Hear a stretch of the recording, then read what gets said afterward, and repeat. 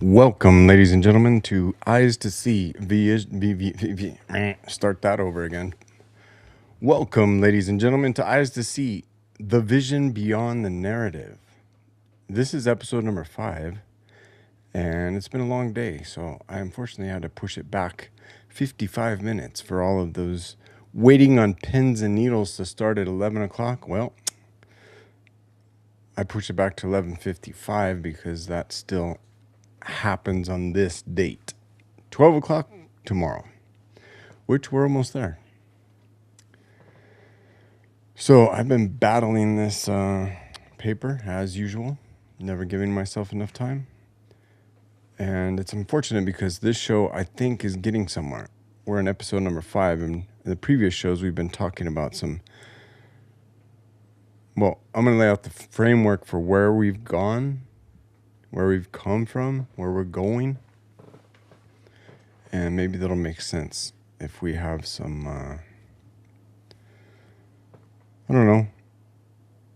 clarity of direction, we'll say. Now, remember, this show is about politics and current events. But I didn't want to just jump in and start yelling and screaming like the normal bullshit YouTubers. And I'll explain that here in this little paper. But I did want to lay a framework for identifying the fact that most people think this way. And if you and I are going to make any progress or any, progress on the battlefield in a war, speaking of wars, we're in war. If we're going to make any headway in a different direction, we need to lay down some foundational practices for arguing politics instead of the normal bullshit. So I didn't really know how to do it yet, but working out these essays is giving me a clear vision, and that's what we're here for, is to get those eyes to see. So how we got here, number 1, remember, this is essay number 5. So in the first 4, we have number 1, people are manipulated by those in power. Deceived, we said. Did I print the wrong one? Goodness gracious. Number 2, certainty prevents self-examination. Number 3, absolute certainty is structurally impossible for a finite being. If you remember that essay, you can't be certain about everything, absolutely, because you're just a little human. You don't know shit, basically. Certainty prevents examination. So you start to tell yourself, yeah, I am certain that we should be going to war with Iran, or I am certain that it is the wrong idea to go to war with Iran. I'm going to join the team that says that I like, that helps me not have to think, and I'll choose their side, and that gives me a little certainty, and so I don't have to examine myself. See what I mean? And number 4, because of that, politics collapses into rhetoric instead of reason. We talked about what that is. Rhetoric is just a bunch of deceptive, argumentative tactics that convey invalid claims, arguments, and fallacies, and so on and so forth. So we want to fight through that. We want to be different. So today I write essay number 5, entitled The Independent Mind. Is the audio loud? Nobody's watching. Okay. It might just be my headphones.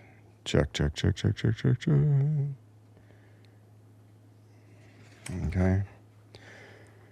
Did I say essay number 5, The Independent Mind? What kind of person actually threatens a system built on deception and borrowed certainty, but not built on first principles? Most people assume the answer is the talking heads on YouTube, MSNBC, and Fox News that are yelling back and forth at each other. Or maybe it's Antifa versus the Proud Boys, or the Democrats fighting with Donald Trump. But that kind of disagreement is not a real threat to the system. The system can live with opposition. It encourages opposition. But the system cannot live with independence. You may have heard the Declaration of Independence at one time.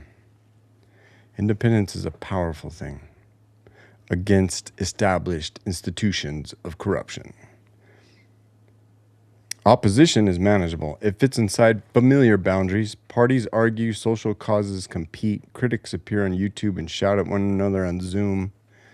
The whole performance can continue forever because everyone involved still operates in the same basic framework.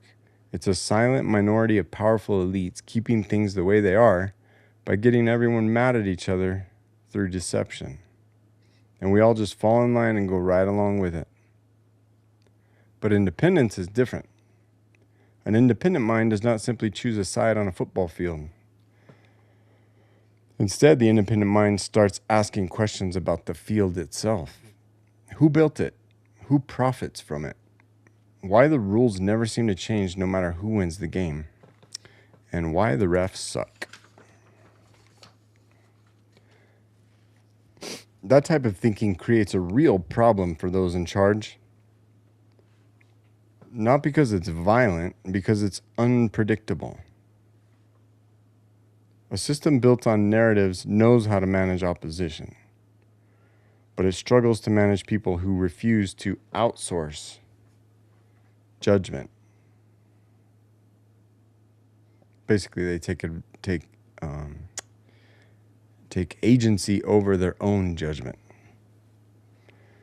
You can see this most clearly inside bureaucracies. Bureaucracies prefer to operate smoothly. A competent person tends to interrupt that smoothness. Competence notices inefficiencies. It notices incentives that do not match the stated purpose of the organization. It asks why certain procedures exist and who benefits from keeping them. Those are not comfortable questions inside a large institution. They slow things down. So the person who asks them often stops advancing. I can give you many examples in my own life because that is the type of person I am. To go into an organization and say, okay, looks like you're doing that wrong, that wrong, that wrong. How about you try this? And they're like, are you going to steal my job? You need to go work over there. We're not allowing you to do anything. Maybe you feel the same way.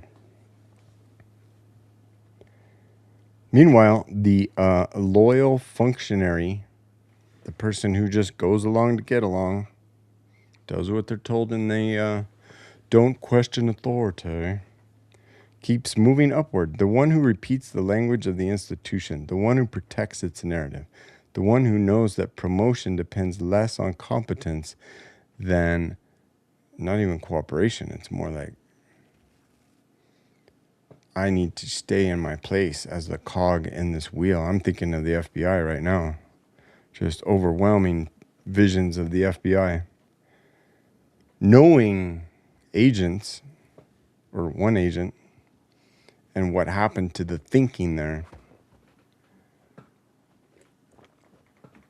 How a reasonable man from my same blood could be turned into a corporate bureaucratic man that sees blindly. I'm kind of going off script here. A little Trump-esque, isn't it? This pattern appears everywhere once you notice it. Large systems reward conformity more reliably than competence. The person who protects the narrative advances. Did I already say that? The person who examines the narrative, questions the narrative, becomes a problem. And once someone becomes a problem, the language shifts. They are no longer simply mistaken. They're extreme. They're undermining our principles and our cause and our company and our bureaucracy. They're irresponsible, dangerous, misinformed. Notice how often those labels appear in public life. A person does not even have to be wrong to receive them. Sometimes it's enough that they refuse to stay inside the approved script. Sometimes it's enough that they criticize both sides instead of loyally serving one. Can't criticize both sides, can you? We might try that today. We'll pick an issue, maybe the war in Iran, and criticize both sides. How about that? Dun, dun, dun. Actually, I feel like there's more than one side now, but all sides can be criticized. An independent mind makes institutions nervous because it cannot be predicted. It might agree with you today and challenge you tomorrow. It might support a policy but reject the story used to sell it. It might ask a question that neither tribe wants to answer. And that kind of person disrupts smooth operation in the narrative machine.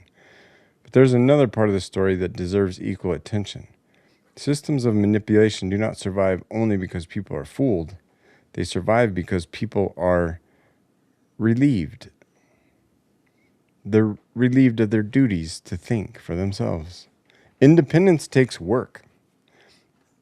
It requires examining first principles. It requires holding convictions carefully while admitting the limits of one's knowledge. It requires the uncomfortable task of questioning narratives that once felt reassuring. That kind of thinking takes effort. Certainty is easier.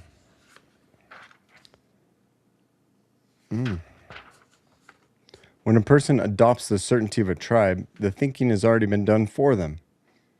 The heroes and the villains are pre-selected.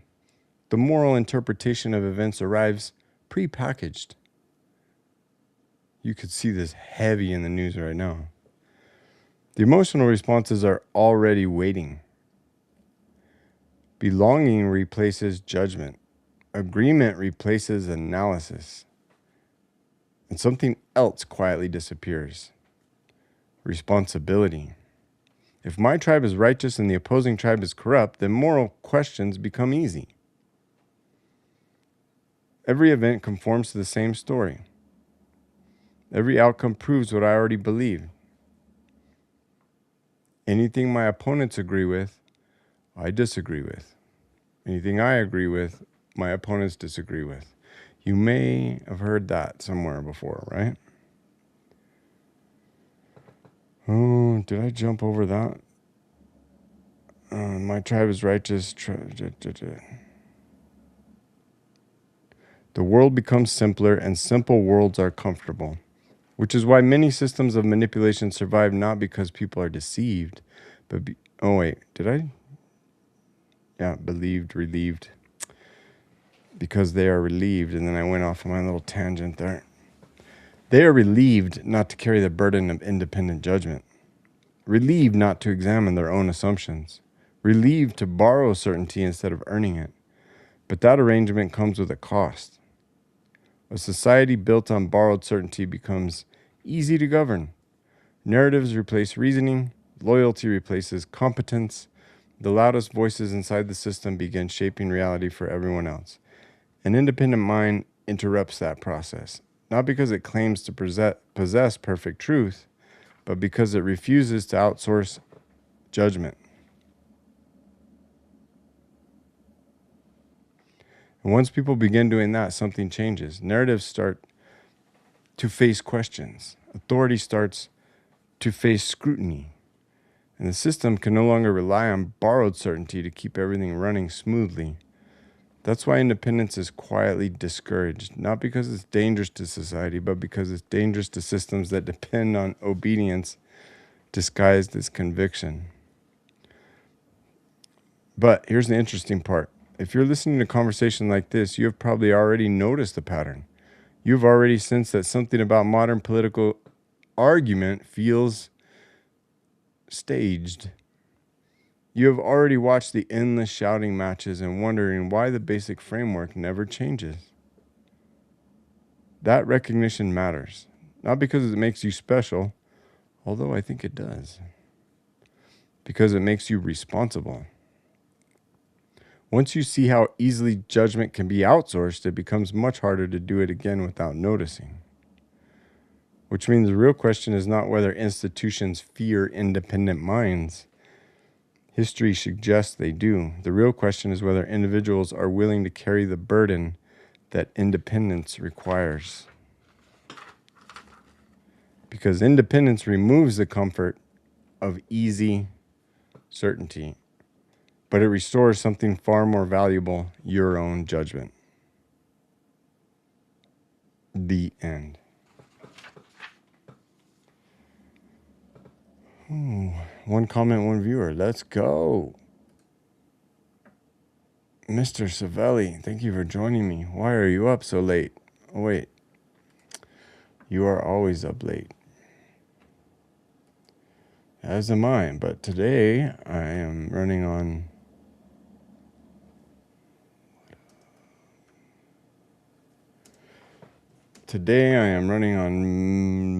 minimal sleep and minimal sleep the day before, so I'm struggling. I'm literally falling asleep while I'm standing up. Where's my comment? Oh, there it goes. On 2 channels. So today my idea was to read that paper and then talk about a few things. I forgot what the things were. I guess I'll riff here. The idea is, when arguing politics, it is easier to go along with things that you mostly tend to agree with, sometimes forever, and kind of. Now, there's plenty of, I don't want to step on any hot button topics or tones and say, what are the hottest terms that piss people off? Trump, progressives, Marxists, Republicans. What are Republicans described as? Capitalistic pigs. So we want to try and avoid that type of thing, but there's so many examples right now. I mean, I could say I went through my own journey. I mean, it's been a long political journey, but most recently, I think we probably talked about this. I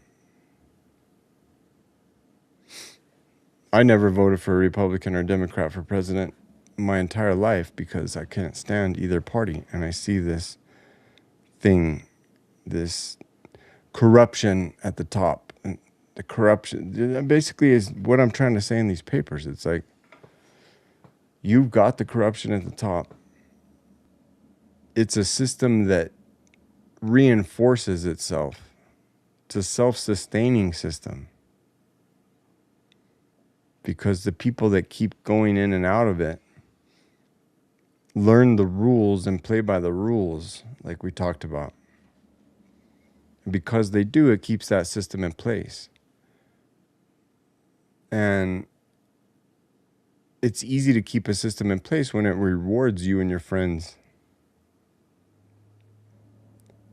It doesn't matter who the expense is, right? Who it's at the expense of. For instance, a simple example. Let's just say that there's a swath of powerful elites that run the country.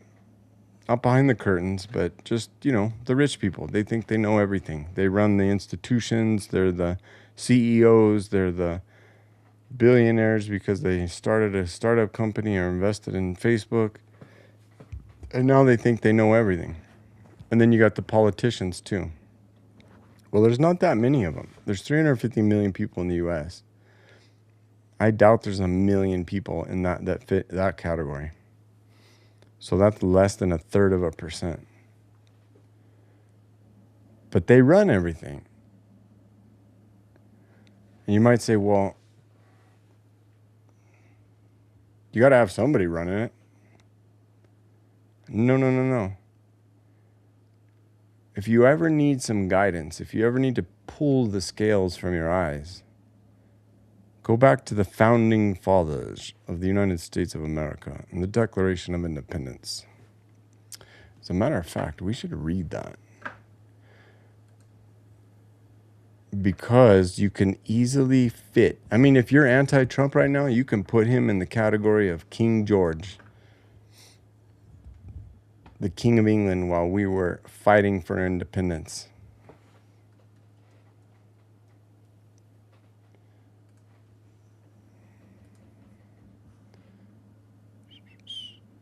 What? Why can't you just show it to me? Oh my goodness. A transcription. Here we go. When in the course of human events it becomes necessary for one people to dissolve the political bands. Yeah, this is good. I guess I can read it there. It doesn't have the fancy flowery writing that they did. Actually, there's a picture of it there, but hard to read. It just blows my mind that these people that wrote this stuff back then were in their teens, 20s, 30s, some of them older, but most of them young.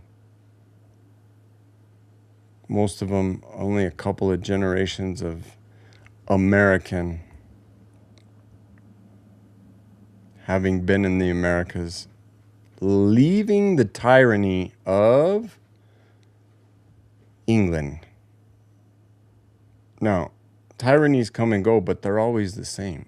The same underlying demons are running tyrannies. Tyrannies are just basically a system that operates off of corruption. For instance, corruption in our day now is using taxpayer money to make yourself rich, or even using political position to make oneself rich and to keep those down. Not in a Marxist sense, but, if we're out there slaving away for, if we're lucky, 6 figures a year, and the government's like, you know what, I want $32,000 of that money that you made, because we need to put in roads,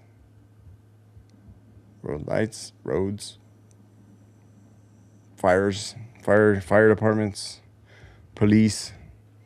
Oh yeah, and we got to drop bombs left and right all across the world, build bases all across the world, and in the meantime, we give money to our enemies all across the world. So here's my $30,000 a year. Why don't you just use it for your own gain? Oh, and they get kickbacks in every one of them. Every time money changes hands, well, think about Visa and MasterCard. One of my most irritating things, I have bank accounts, but I try not to use them at all. I cannot stand the fact that every card transaction is being siphoned 1, 2, 3, 3.5%. And it goes to who? Visa and MasterCard. Well, I don't know any Mr. Visa. I don't know any Mr. MasterCard. It's the powerful elite, the powerful families that own those shares of Visa and MasterCard or whatever card. And they're like, yep, these are our payments. We're going to just take 2% of every transaction every human makes every day because we gave you the opportunity to use a card instead of cash. Fuck out of here. Cash only. Let's see what we can get out of this Declaration of Independence on the 4th of July in Congress of 1776. Do you guys want to read along? If you did, you'd probably want a different view than this one, but this is all I got at the moment. And we can change that to that and that. And then we can zoom in a little bit.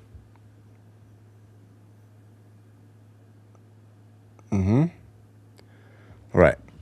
Again, in Congress, July 4, 1776, the unanimous declaration of the 13 United States of America. When in the course of human events it becomes necessary for one people to dissolve the political bands which have connected them with another, and to assume among the powers of the earth the separate and equal station to which the laws of nature and of nature's God entitled them. A decent respect to the opinions of mankind requires that they should declare the causes which impel them to the separation. Now, those of you that are either blazed out of your mind or are watering your plants or doing something else, let's just put some regular words on that, huh? So, when in the course of human events, as things go, if it becomes necessary for us to separate and reclaim the natural powers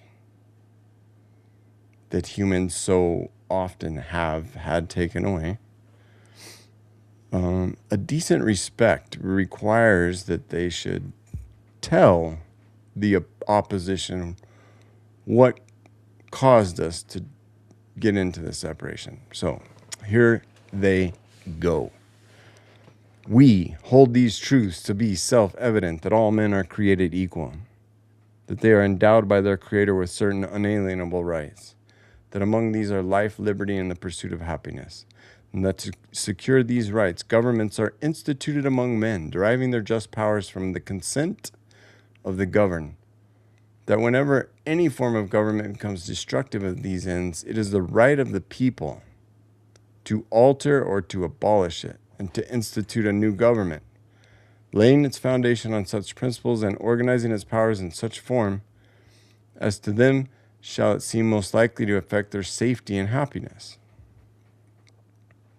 Prudence indeed will dictate that governments long established should not be changed for light and transient causes. Like maybe well, we can get into that later. Prudence indeed will dictate causes, and accordingly all experience hath shown that mankind are more disposed to suffer while evils are sufferable than to right themselves by abolishing the forms to which they are accustomed. Man, that's prophetic. We need to read that again. So,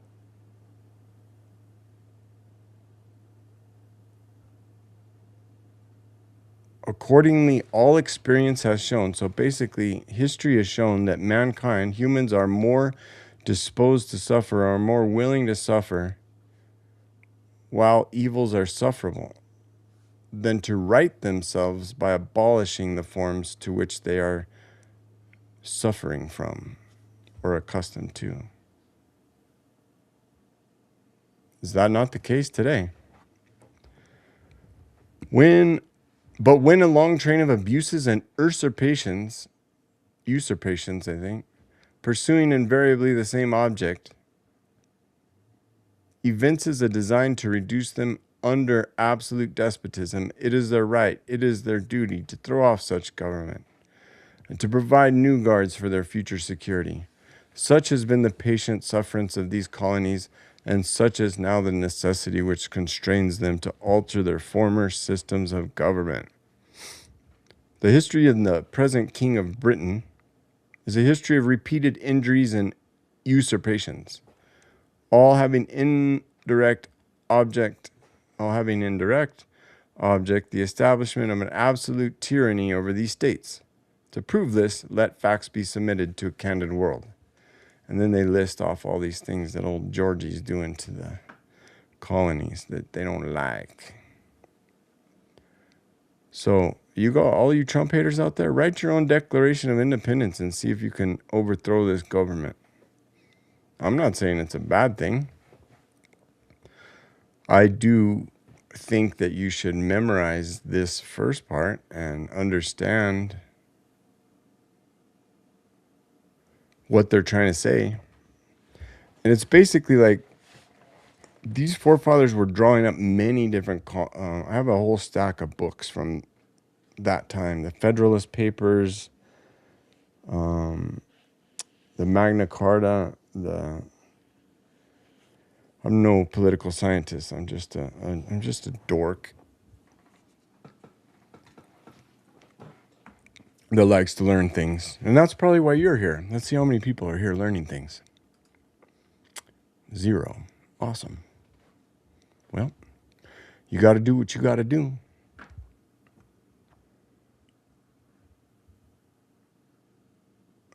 was I talking about? Oh, yeah. So you got all these different volumes of the writings that have founded this country. And I think, I don't care what society, country, government, history, part of history, age of history you're from or like or willing, like all you time travelers out there, it is hard to beat that system. Now, the corruptness of human is doing a hell of a good job of trying to defeat that system for sure. But the system was put in place so that it would be easy to change the government. And the government must be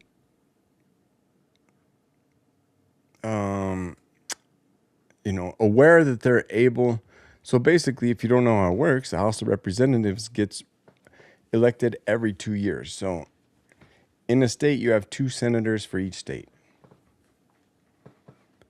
Those are not the House of Representatives. Those are senators. They are in the Senate. The House of Representatives, combined with the Senate, makes up Congress. Little governmental civics lesson. The House of Representatives delegates a certain number of representatives based on the population of one state, based on the census. So that around this day and age, we're doing 1 rep for every 800,000 people. So say you have 8 million people. Might be 700,000. Say you have 7 million people. Then you might have 10 representatives. Yeah, 700 times 10. A state like Colorado, I think, has, is it 8 or 5?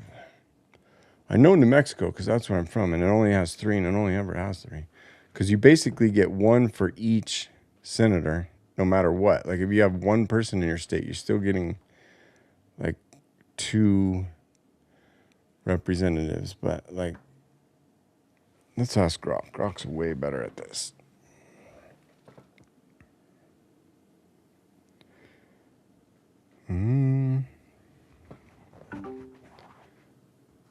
How many representatives are from the state of Wyoming? 1. Wyoming has a single U.S. House representative, same as every state, no matter how small. And how many are in Colorado? Colorado has 8 representatives in the U.S. House. And how many in New Mexico? 3. New Mexico has 3 U.S. House representatives. So all of these representatives are representing a portion of your state that is gerrymandered into 700,000 people. So 8 times 7 is 5.6 million people in Colorado, more or less. And 8 times 3 is 2.4 million people in New Mexico. That sounds about right. So every 2 years, that person is up for election. So you, as the citizen of your own governed land that is being raped and pillaged by your government, have only one power, but it is a powerful power. Don't let them take that away from you. The power to vote absolutely operates in the collective. But when there's only 2 choices, every person that votes for one choice takes a vote away from the other choice.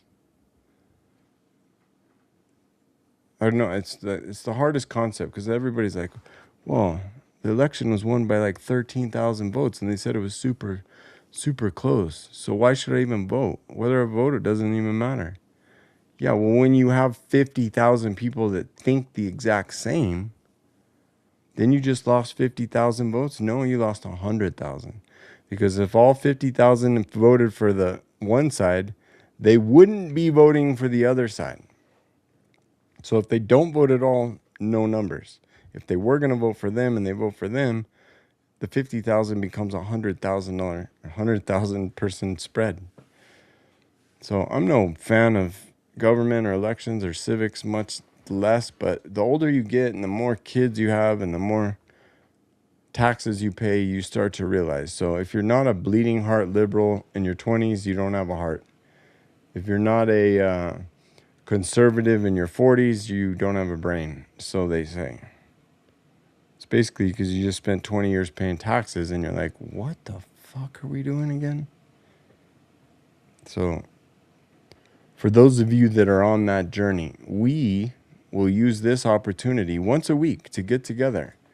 And if you're watching this after the fact, enjoy, leave a comment, definitely like and subscribe. But know that next Friday or Saturday, I'll be back here to do the same thing again. And you have all the opportunity to leave discussionary comments, topics of discussion, topics of a paper. And we're going to get somewhere because we got about what? When did I start doing this? Basically 140 some more episodes for this year. So I think we can get some things figured out. I will acknowledge this, that the war in Iran has made some things very clear. It used to be those of us who were independent or libertarian, as they say,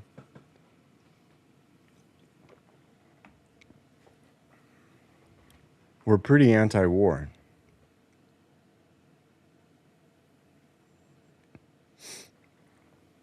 A lot of people were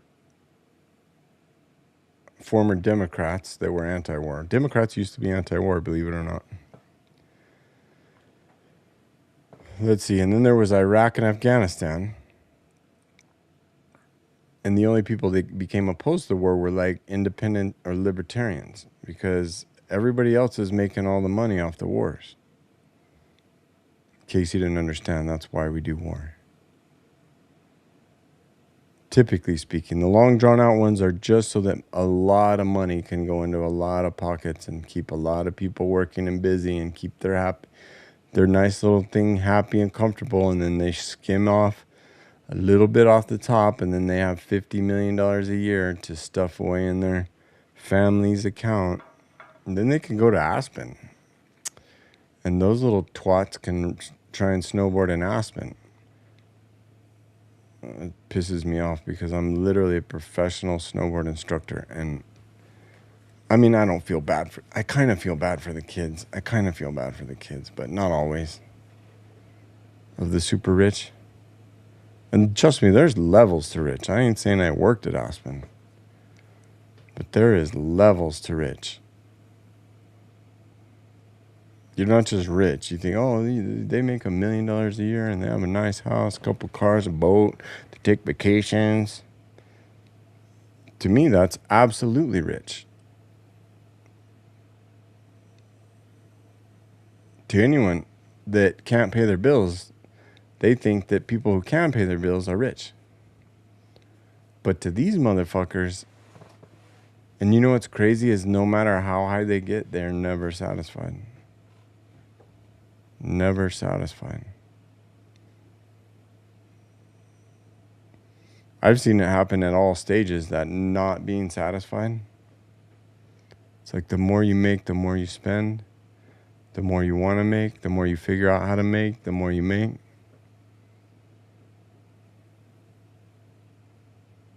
Cray.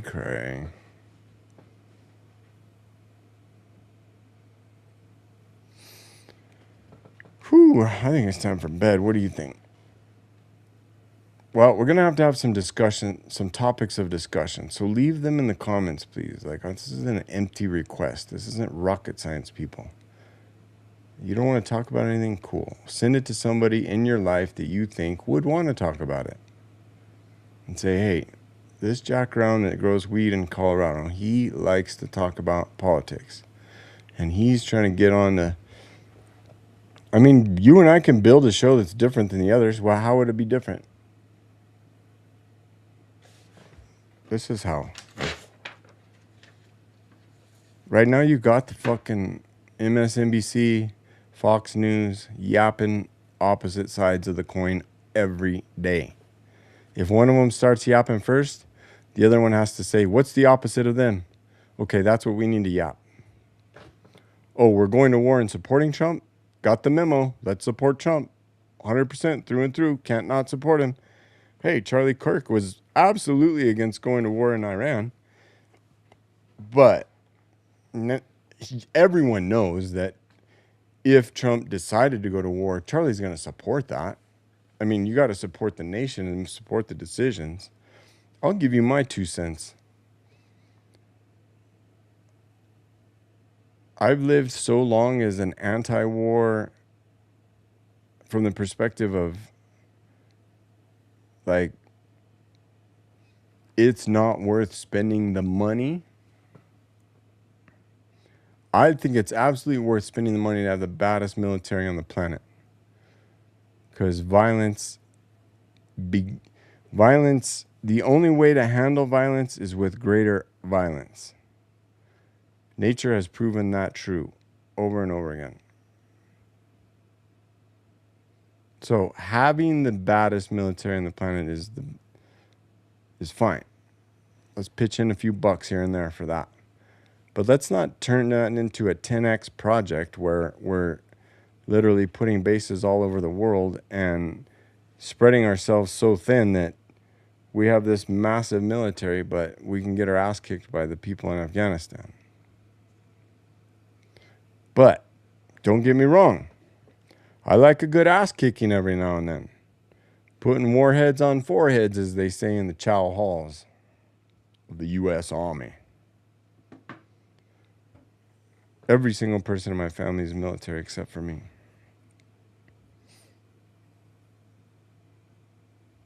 And I actually signed up and was on my way. And so that's a different story. But if I would have gone, I'd be gone. I would not be. I would have. Yeah. So here I am.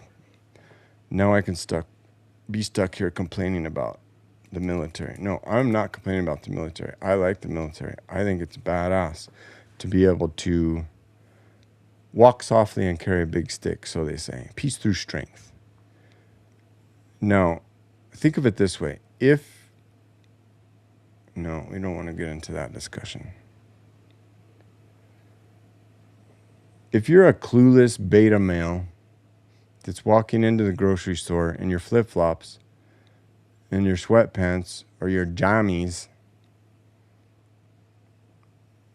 to get some, I don't know, ding-dongs and cupcakes,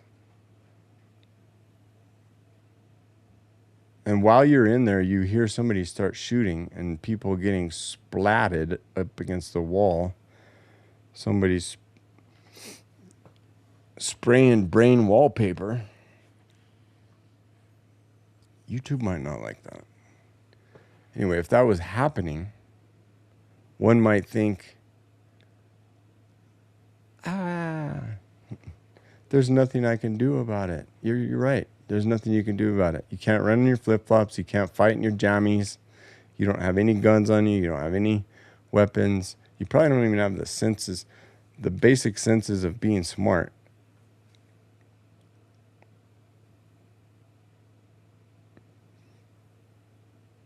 So that's the opposite of having a strong military. Strong military might be some kind of guy that goes in and says, I hate carrying my gun with me, but I know that if some motherfucker comes in and starts shooting these people, I'm going to be one of the few that can fight back. So living in a place where this person's allowed to carry a concealed weapon, they carry a concealed weapon in this situation. They also have decent pants and boots on in case they need to run and kick ass and take names. They also, in their little bag of goodies, have a couple of tourniquets, couple of chest seals, couple of, hey, We had just had a gunfight. Now what are we going to do? That's the kind of shit you need to be prepared. And I'm not saying everyone needs to be a gunfighter, but when you walk into that store and you don't give a shit about the price of potatoes or fucking oranges,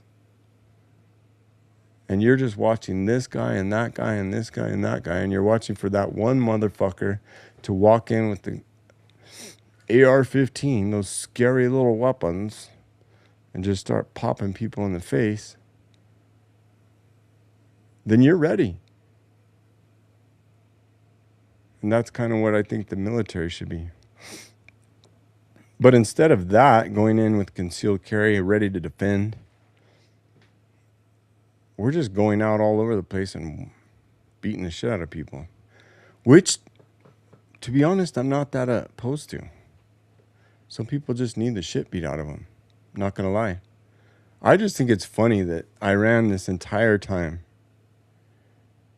I mean, I don't understand the history of Iran inside and out, but I probably understand it better than most, or the average. And how it was Persia, the Persian Empire forever, and what kind of advances in humanity came out of that area. And some big hairy ass motherfucking wrestlers, for sure. Iran's an interesting place, but to see it go into despotic religious control, nothing against that. You do you. But it's literally, it's worse than what England was, I can tell you that. In terms of the state being run by the church. I mean, that's what it is. The state is run by the Islamic Church. And they don't like people that they don't like. And for those people, they just cut their heads off or slaughter them or whatever. So it's pretty funny to just hear these motherfuckers just for years and years, death to America, death to Israel, death to America, death to Israel. It's like we're all out on the playground at PE and all these guys are fucking standing around talking mad shit, but nobody wants to fight. And to be honest, I mean, you can't say that you like war. Can you? Or is that the first taste of corruption? Using power illegitimately to fight battles that shouldn't be fought. I honestly think the reasoning is pretty solid here. Trump's like, listen, motherfuckers, you came after me. I'm not saying Iran, I'm saying everyone. The left, the elites, the globalists, the fucking Iranians, the Venezuelans, everyone came after Trump to tear him down. The Chinese, fucking Joe Biden's dead corpse, they all came after Trump in one way or another. Whether it's shooting him in the face or trying to shoot him at the golf course or whatever this other guy got arrested for, and taking him into court and suing him for astronomical amounts of money, or trying to put him in prison with astronomical charges, and they're all trumped up charges, literally. No pun intended. To see that go and take place, because why? You don't like Trump because you liked him before he was a fucking Republican, I can tell you that. You liked him before he was a politician. All the same people that can't fucking stand him loved him.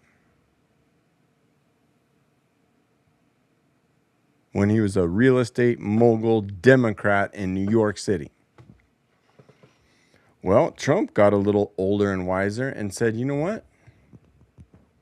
I understand the system. I am in the system. I know how the system works. And he called Hillary out on it first day one. He's like, they're donors. It's their donors that do this. They know. They could change the laws, but they won't. It's because their donors don't want the laws changed. Trump was the first person to come out and just say it. for instance, Hillary, I'm just glad that Trump doesn't have, with his temperament, his finger on the nuclear button or the nuclear codes. I'm super glad that Trump's not in charge. He goes, without missing a beat, the greatest line in all of politics, because you'd be in jail. That's why they hate him. Because he speaks the truth. I'm not saying he always speaks the truth, but he comes out and fucking says it. And I'm not surprised he doesn't just come out and say, listen, I know you think Israel's got me by the balls, and they kind of do. Let me tell you why. This reason, and this reason. However, the more I talk to him, the more I realize, you know what? Fuck these Iranians. They were trying to kill me here. They were trying to kill me here. They're trying to kill me here. Guess what, motherfucker? I'm going to kill you now. I got a big stick. I can use this stick, and you're going to get beaten with my stick. Also with Venezuela. Venezuela thing was a joke. Maduro going down there. You know where I am. You come get me, Mr. Trump. And he's like, bet. Hold my beer. Whoop in with sound weapons and fucking Delta Force. Snatch that motherfucker and his wife up out of bed. They didn't know what hit him.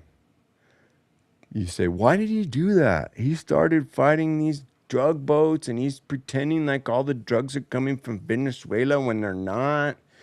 I mean, Venezuela's kind of bad, but they're not really bad. Like Colombia's really bad. And Mexico's really bad. And China's really bad, but not Venezuela.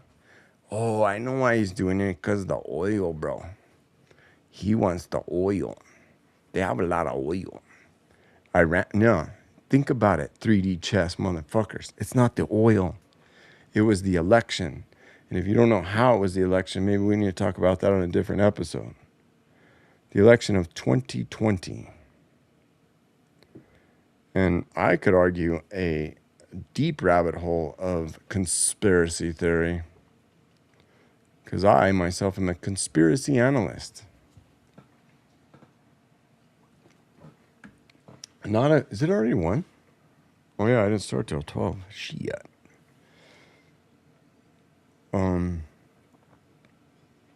Yeah, the conspiracies can go deep.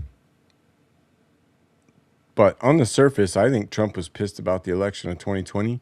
He found out that Venezuela had everything and anything to do with it.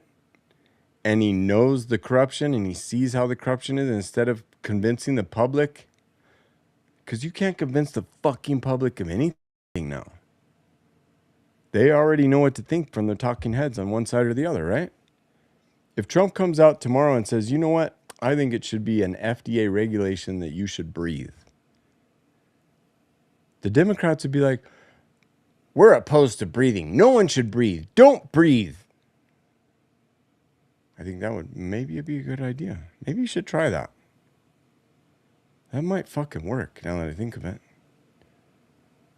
Because no matter what he says, they're just going to take the opposite. And the people that have to support Trump. So the left has always kind of been this way. I paid attention. Like I said, the Democrats of the 1990s that I thought were these batshit crazy liberals would be considered by the batshit crazy liberals now to be right-wing extremists. And that's what Trump did. He came in and he said, fuck you. I'm going to tell the truth. I'm going to expose you. We're going to get this country back to the people. It was that simple. Enough of this elitism. Yeah, I know I'm a billionaire and I know I'm out there. And I've benefited from these tax codes many times. However, because I know what's going on, I'm here to stop it. And I'm going to do it my way. I'm going to talk shit the way I talk shit. I'm going to make fun of people because people need to be made fun of. Even Hillary and her deposition over the Epstein shit. She got fucking heated. But she couldn't talk like Trump talks. just a passing conversation, Trump says, I don't know, there's so many one-liners, so many one-liners. And she can't do it. She's like, how dare you accuse me of this? I'm done with this. I'm done with this. Like, she wants to say, you dumb motherfucking fucking fuck. But she's a lizard person, alien politician. Has to be. All of them. Like Newsom. I'm not talking just Democrats either. Fucking Mitch McConnell, Lindsey Graham. They're a bunch of weirdos that are just cut from this cloth of nonsense. But they'll try and turn the words right on you. They'll turn them right back around on you, but they're not going to say anything too mean or too divisive.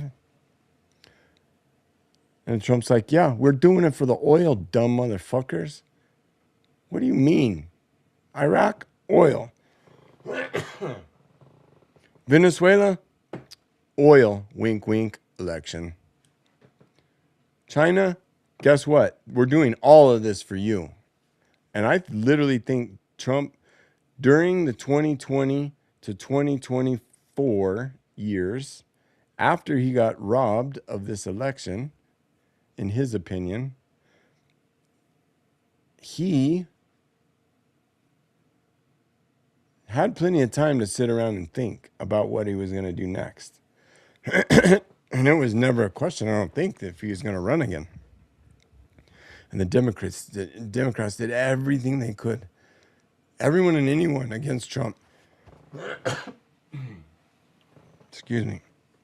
Why am I losing my voice? Everyone and anyone against Trump was going after him. They were trying to prevent him from being able to run and kill him and all these different things. Sue him and bankrupt him and defame him. And Trump said it himself. He's like, I can walk out on Fifth Avenue and shoot somebody and I'd still have good poll numbers.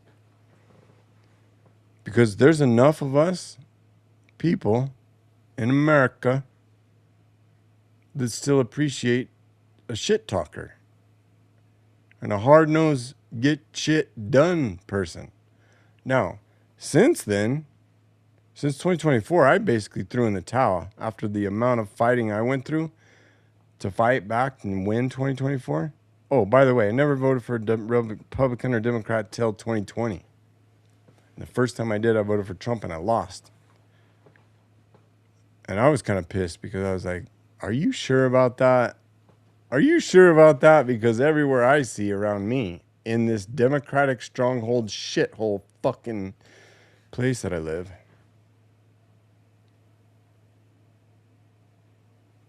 there was a lot of Trump support. And I'm like, way more than 2016. So are you sure?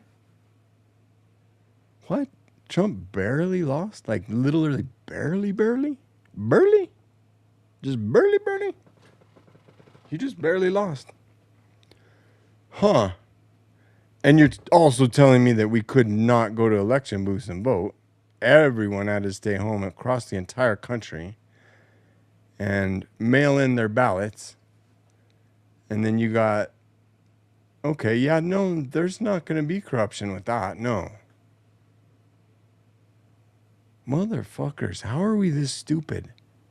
The voter ID thing and the fact that we don't use paper ballots is ridiculous.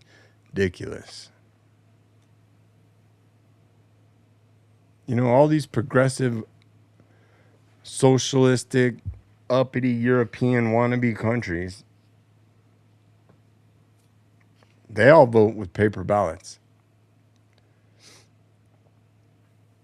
When the powerful realizes it can control the votes, that's when it's over. And that's where our country got to. Next time on ISC, we will look into Smartmatic and Dominion. I think it's kind of been a fun little ride. Not going to lie, to be honest. To watch Trump come in and just absolutely irritate the media the 91 in 2016. That changed my life. I can honestly say that changed my political life forever. Before that, I was always third party, Ross Perot, Gary Johnson, libertarians, whatever. I even said before that election, Trump is everything that's wrong with the American business, and Hillary's everything that's wrong with American politics. But then Trump won. And he did something amazing. He told the truth. And there's no bigger middle finger to the powerful than to tell the truth. Just ask all prophets of history, those who stand out on the street and claim, profess the truth, whether it be Socrates, Jesus, they all get killed. They all get eliminated. And that's what we talked about here. So go back and watch the paper. Read the paper. Do an expose on it. Know that I fucking rushed it. And I think it's kind of sounding like shit, but kind of got a little repetitive there, didn't it? But the generalized idea is there. And my brain just wasn't on 100% capacity mode today. It was like 70. But I think we're getting somewhere. We now know that, hey, the system that's in place that's allowing us to live, you got to realize it has to pacify the population if it wants to use the labors of the population to give them the tax money that they need to do whatever the fuck they want. So they have to have a decent society, operationally functional.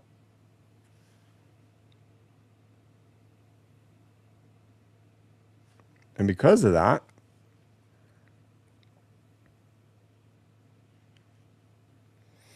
well, whatever. I think we're done. I did want to read one other thing. I have it printed up right here. No, I don't want to move. Let's see if I can read one more thing.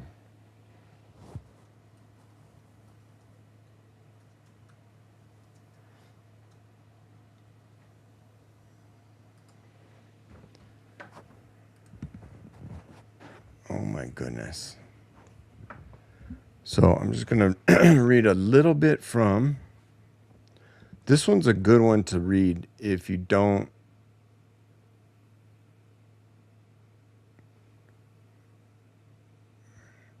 Okay, think about this. On March 23rd, 1775. March 2-3. That's right around now. We're in March 7 of 1775, the year before the Declaration of Independence. Mr. Patrick Henry. Let's see.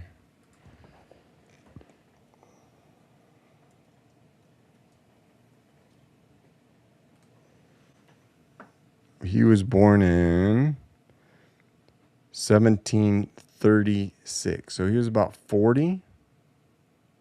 He was not 40. He was not yet 40. And he wrote this. I think it's one of my favorite things of writing in all of human history. And you know what would be cool is if somebody made a fucking movie rewrite of this. Because no one can understand the words. Like, you literally have to train yourself again in English. Like reading Shakespeare. No man thinks more highly than I do of the patriotism, as well as the abilities of every worthy gentleman who have addressed the House. He's literally standing up in front of the Congress or somebody, the House of Representatives. And he makes this appeal in the first paragraph to be like, I mean, there's a lot of good stuff there. But towards the end,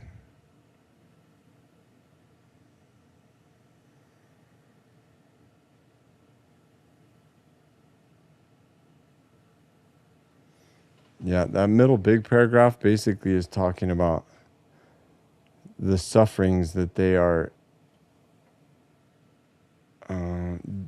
allowing by the British.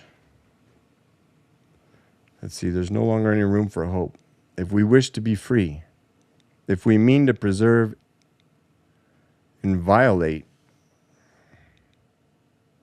those inestimable privileges, see, little hard words here, for which we have so been so long contending, if we mean not basely to abandon the noble struggle in which we have been so long engaged, and which we have pledged ourselves never to abandon until the glorious object of our contest shall be obtained, we must fight. I repeat, sir, we must fight. An appeal to arms and to the God of hosts is all that is left to us. They tell us, sir, this is where it gets good, that we are weak, unable to cope with such a formidable adversary. But when shall we be stronger? Will it be next week? Next year? Will it be when we are totally disarmed? And when a British guard shall be stationed in every house? Shall we gather strength by irresolution and inaction? Should we acquire the means of effectual resistance by lying supinely on our backs? Basically saying, should we bend over? And hugging the the delusive phantom of hope. Look at these words. What a word ninja. Hugging the delusive phantom of hope until our enemies shall have bound us hand and foot. Basically, he's like, guys, what the fuck are we waiting for? We got nothing left. It's either we fight these motherfuckers or we just bend over. And I'm not in the mood to bend over.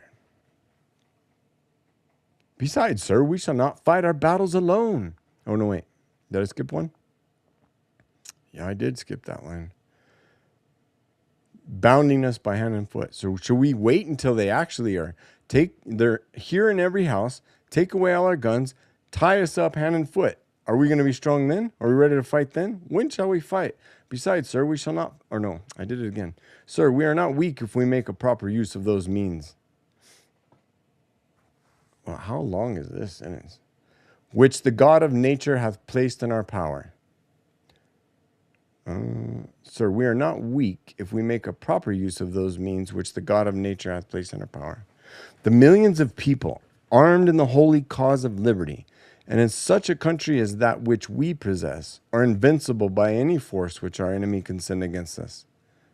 Besides, sir, we shall not fight our battles alone. There is a just God who presides over the destinies of nations, and who will raise up friends to fight our battles for us. Never was a more prophetic line spoken. The battle, sir, is not to the strong. It's to the vigilant, the active, the brave. Besides, sir, we have no election. Election means choice.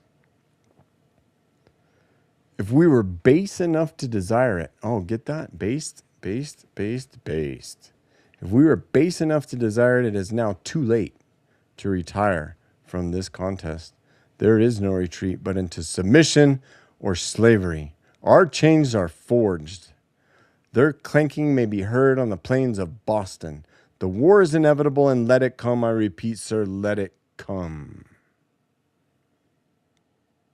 It is in vain, sir, to extenuate the matter. Gentlemen may cry peace, peace, but there is no peace. The war has actually begun. The next gale that sweeps from the north will bring to our ears the clash of resounding arms. Our brethren are already in the field.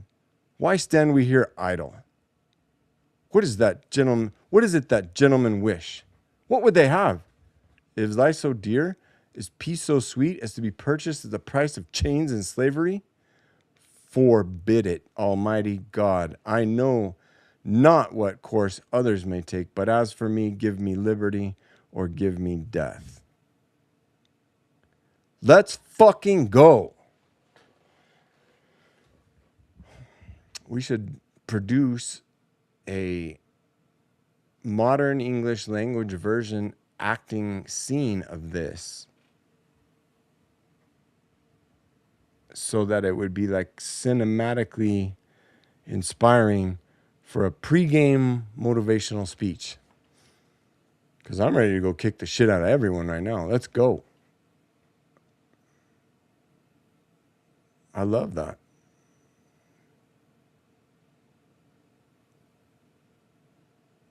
My encouragement, give me liberty or give me death speech written by Patrick Henry. Read it once a year, somewhere around July 4th. Actually, we should read it on March 23rd. We should have Patrick Henry Day.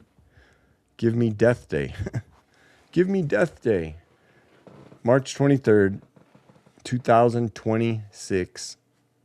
251 years since shit was hitting the fan.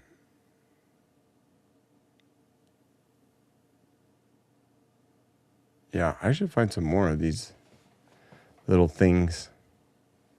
I wish I had time to read, or could read.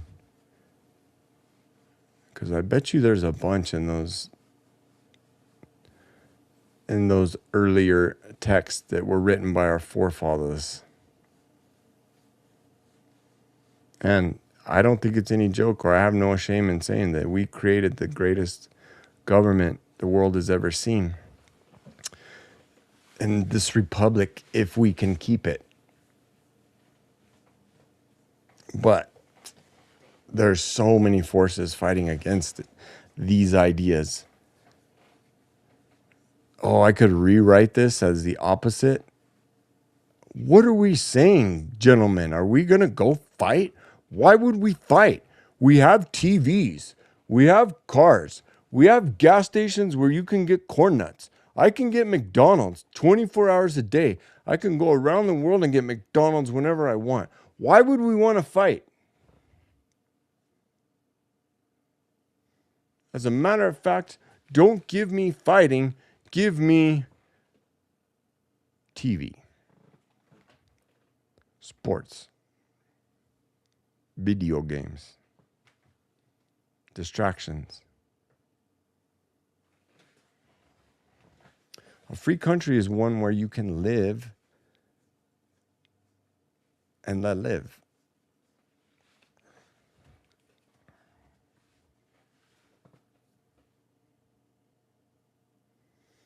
Let's hope we get back to it.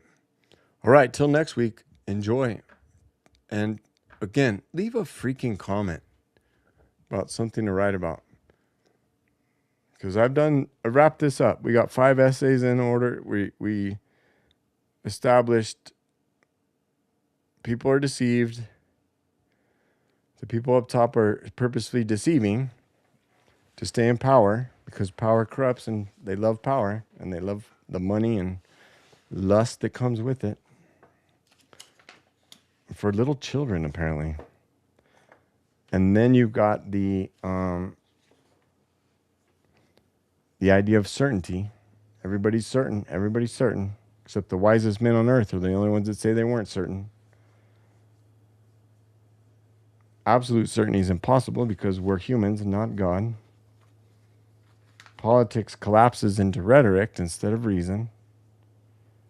And now the response is to be independent. Do you not see? As to be purchased at the price of chains and slavery? Do you want your peaceful, sweet life to sit in front of the fucking TV and watch Survivor every night? And buy that peace of mind or that peace of life with chains and slavery? No, throw off the chains. Break the chains. Forbid it, Almighty God. I know not what course others may take, but as for me, give me liberty or give me death. And once I get my liberty, I'm going to give all y'all motherfuckers death. Allegedly. In Minecraft. Good night.